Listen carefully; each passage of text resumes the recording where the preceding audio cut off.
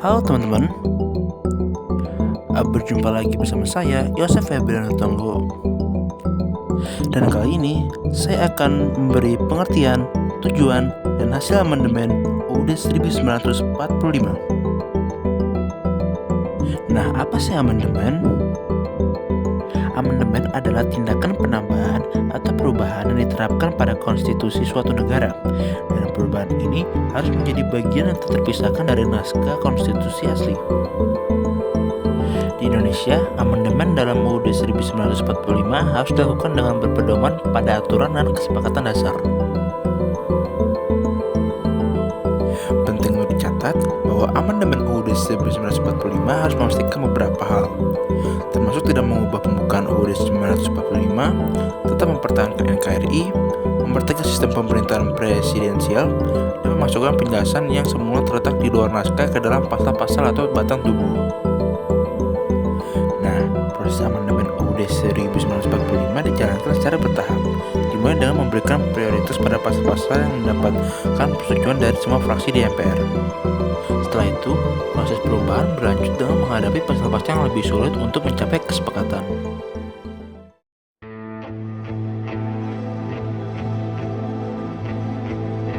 Amandemen UUD 1945 memiliki tujuan utama. Yang pertama, pembatasan kekuasaan presiden. Yang kedua, perluasan otonomi daerah dan desentralisasi. Yang ketiga, penegakan hak asasi manusia. Yang keempat, demokratisasi proses pemilihan. Yang kelima, pemisahan struktur TNI dan Polri. Yang keenam, pembentukan lembaga-lembaga baru seperti DPD, Komisi Yudisial, dan Mahkamah Konstitusi.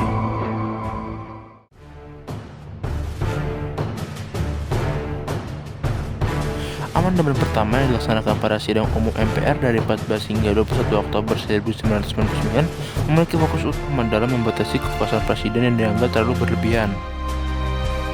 Dalam amandemen pertama ini, 9 pasal mengalami penyempurnaan, termasuk pasal 5, pasal 7, pasal 9, dan pasal 13.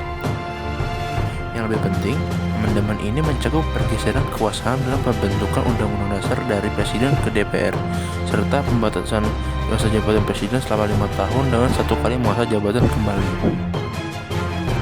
Amandemen kedua yang berlangsung dalam sidang tahun MPR pada 7 hingga 18 Agustus tahun 2000 membawa perubahan terkait berbagai aspek, seperti wewenang dan posisi pemerintah daerah, peran dan fungsi DPR, serta penambahan mengenai hak asasi manusia.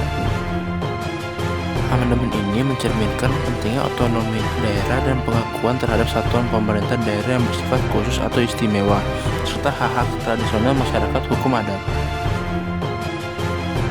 Amandemen ketiga berlangsung dalam sidang umum MPR dari 1 hingga 9 September 2001. Hasil amandemen UUD 1945 yang kedua meliputi 23 pasal dalam 7 bab sebagai berikut.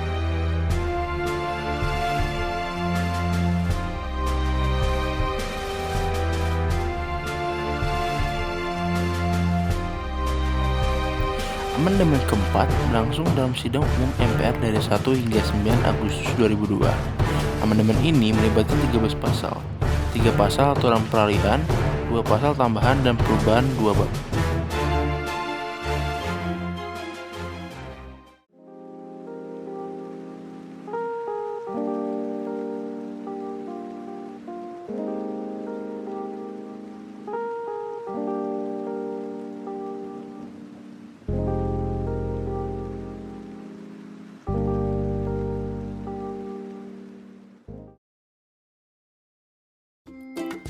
Ya, sekian dari saya, Yosef Febriano Tonggo. Jika tidak ada yang dipahami, mohon maaf. Terima kasih.